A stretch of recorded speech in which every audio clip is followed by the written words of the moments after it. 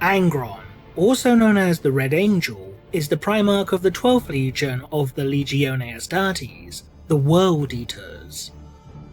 Even before his fall from grace and eventual ascension to demonhood, Angron was commonly regarded by many as being the most aggressive, violent, and savage of his brothers, with the Primarch's name becoming a byword for wholesale slaughter upon the field of battle. Despite this, Angron's hyper-aggressive nature was not simply the result of his personality or some strange quirk of biology, but was in fact artificially induced.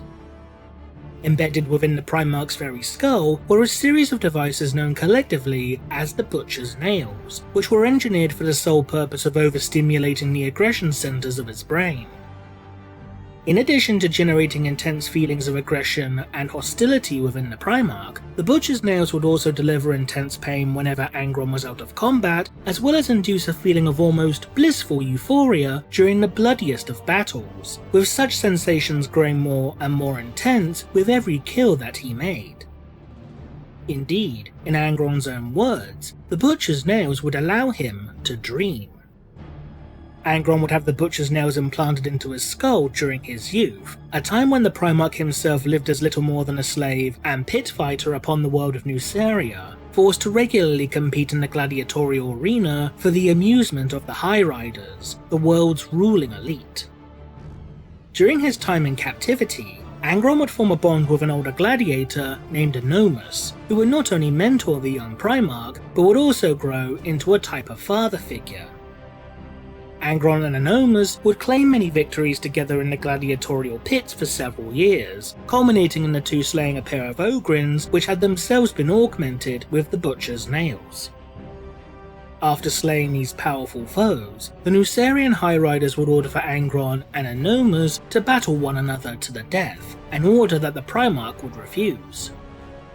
As punishment, Angron will be forced to undergo psychosurgery to necessitate the implantation of the nails, before being unleashed upon his friend and mentor, tearing him apart in a fit of blind rage. Upon regaining his senses, Angron will become distraught at the loss of his dearest friend, with his howls of grief lasting for several days and nights. This, in conjunction with the poor treatment of his fellow gladiators, would inspire Angron to lead an armed revolt against the High Riders, with the Primarch raising a slave army that would come to be known as the Eaters of Cities. Eventually, Angron's army would be forced into a last stand against the forces of the High Riders. While the Primarch was prepared to die alongside his brothers and sisters in arms, this was not to be, for the Emperor of Mankind, who had recently learned of Angron's location, would teleport the Primarch away from the battlefield against his wishes in order to reunite him with his legion, an act that Angron would never forgive his father for. Over time, the Primarch would have his legion's apothecaries implant cruder versions of the Butcher's Nails into the skulls of his gene sons, although many of the initial attempts to do so would result in the death of their host. Eventually, thanks to reverse engineering technology obtained from the world of Genna, an apothecary named Galen Surlag would perfect these lesser iterations of the nails before going on to surgically implant them within his fellow legionaries. However, this perfected version of the nails would continue to prove lethal to the members of the Legion's Librarius, with earlier attempts at introducing the nails into the mind of a psyker proving, to put it mildly, disastrous. Nonetheless, this act by the Legion would slowly see Angron grow closer and more accepting of his gene sons. However, the feelings of bitterness and resentment that Angron harboured towards his father, in addition to the constant, unending physical pain that he would experience on a daily basis, would eventually lead towards the Primarch turning his back upon the Imperium and side with the traitorous Warmaster, Horus Lupercal, during the events of the Horus Heresy. Eventually, thanks in part to a ritual conducted by his brother Lorgar, the Primarch of the Wordbearers Legion, Angron would ascend to demonhood, becoming a demon prince of Khorne, the chaos god of bloodshed and slaughter. But what could have happened if Angron and, by extension, his legion, never received the Butcher's Nails? How could things have been different if the Emperor was reunited with Angron before the Primarch was forced to undergo this horrific bout of psychosurgery? The most obvious change would be in regards to Angron's personality, for he would no longer be forced to experience feelings of pain and rage on a near constant basis. Prior to having the butcher's nails surgically implanted into his skull, as detailed within the novel Angron, Slave of Nuceria, the Primarch would best be described as being a noble and honourable warrior who showed great compassion and loyalty to those that he fought alongside.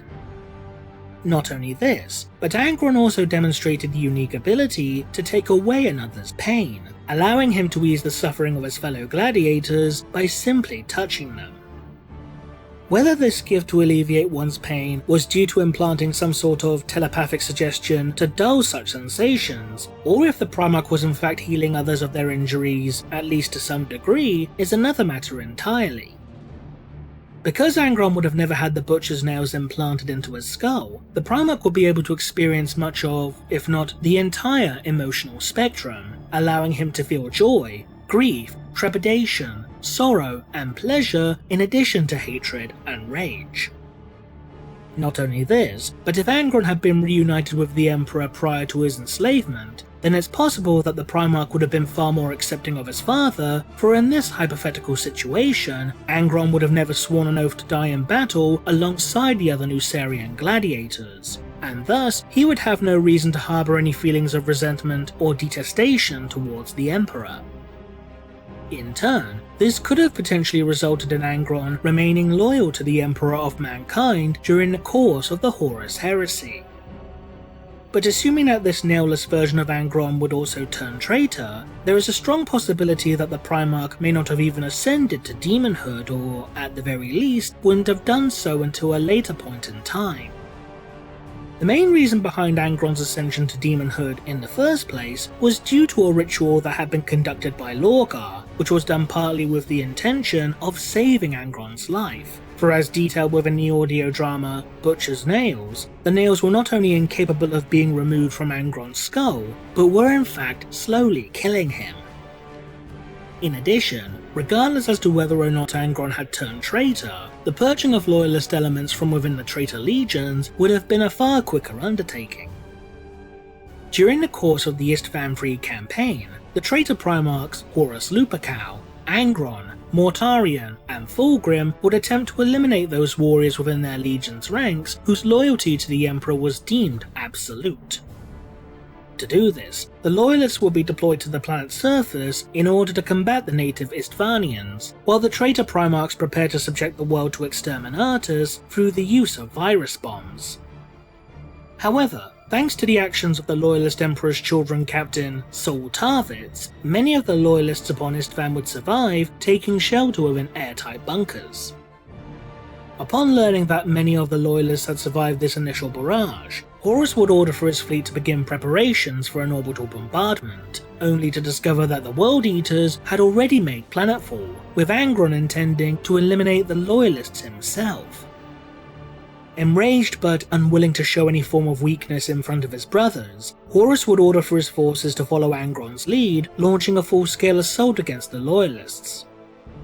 The resulting conflict would last for several months, not only costing the traitors valuable time for future offensives, but the Loyalist vessel, the Eisenstein, would successfully break out of the Istvan system and warn the Emperor's forces of Horus's betrayal. As such, if Angron was no longer under the influence of the Butcher's Nails, or even absent from Istvan entirely, then should Sol Tarvitz successfully deliver his warning to the Loyalists, Horus would simply order for his fleet to conduct another orbital bombardment in order to eliminate them, allowing the traitors to move on to the next objective with greater rapidity. This in turn may also have resulted in Garviel Loken, a Loyalist member of the Sons of Horus, being slain during the ensuing bombardment, and by extension, Loken would never be recruited as one of Malkador the Sigillite's Knights Errant.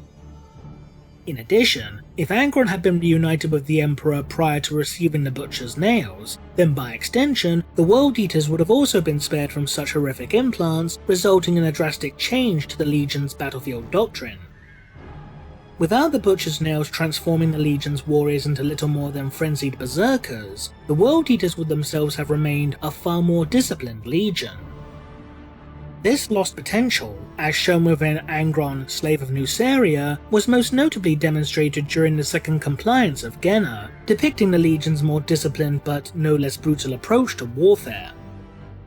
However, this would appear to be contradicted by Horus Heresy Book 1, Betrayal, which claims that the 12th Legion's original Terran recruits were chosen for their aggression and violent disposition, resulting in the Legion's warriors being more savage and hot-tempered than those of the other legions.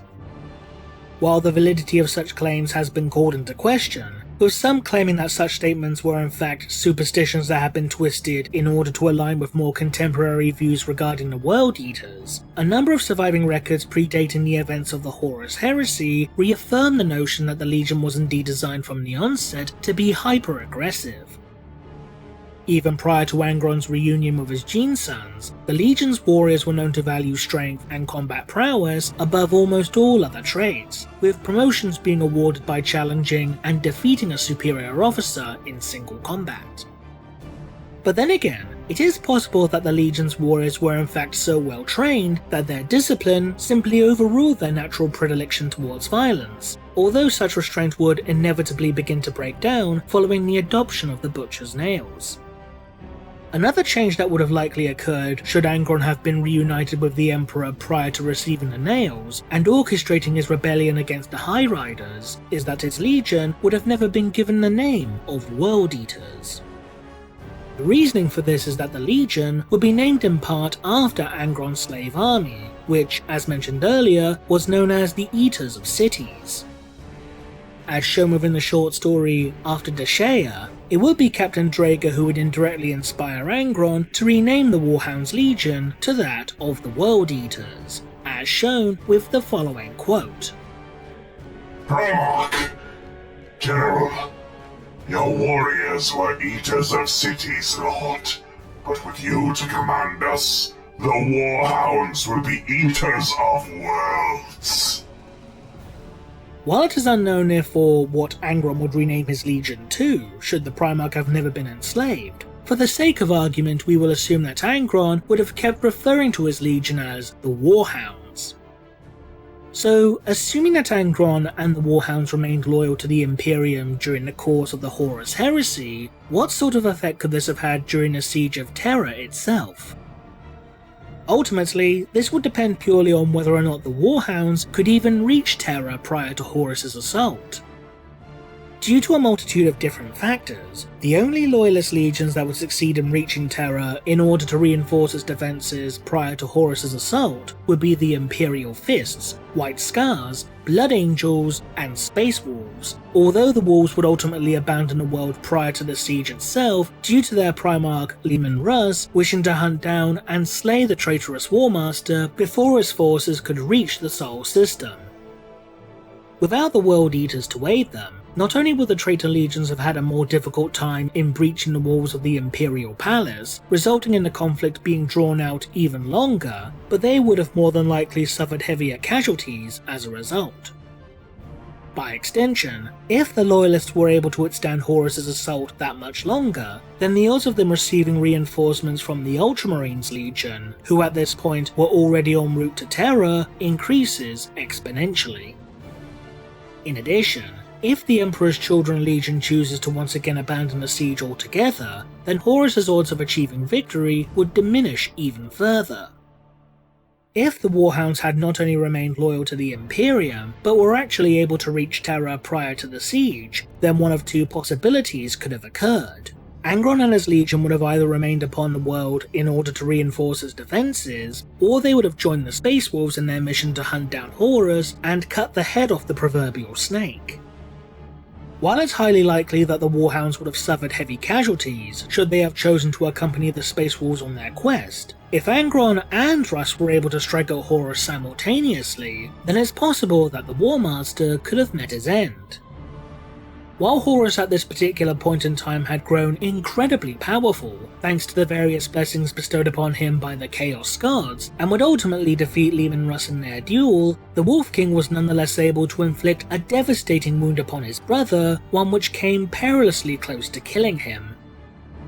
If Horus was forced to face off against not only Russ, but Angron as well, then not only could such a battle have resulted in the death of at least one Primarch, but all three of them would, at the very least, suffer horrific injuries during the course of their battle.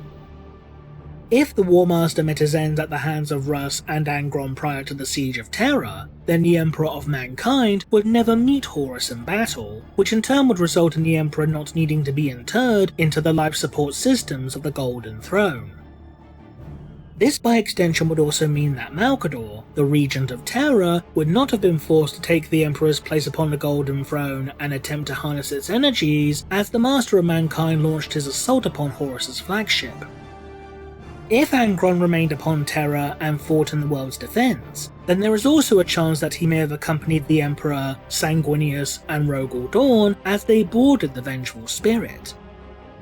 If this were the case, then Angron, who would have nonetheless become separated from his brothers and father during the teleportation process, may have stumbled across Horus first, or perhaps even alongside one of his loyalist brothers. Should Angron have encountered Horus alone, then it's likely that he, like Sanguinius, would have perished by the traitor's hand.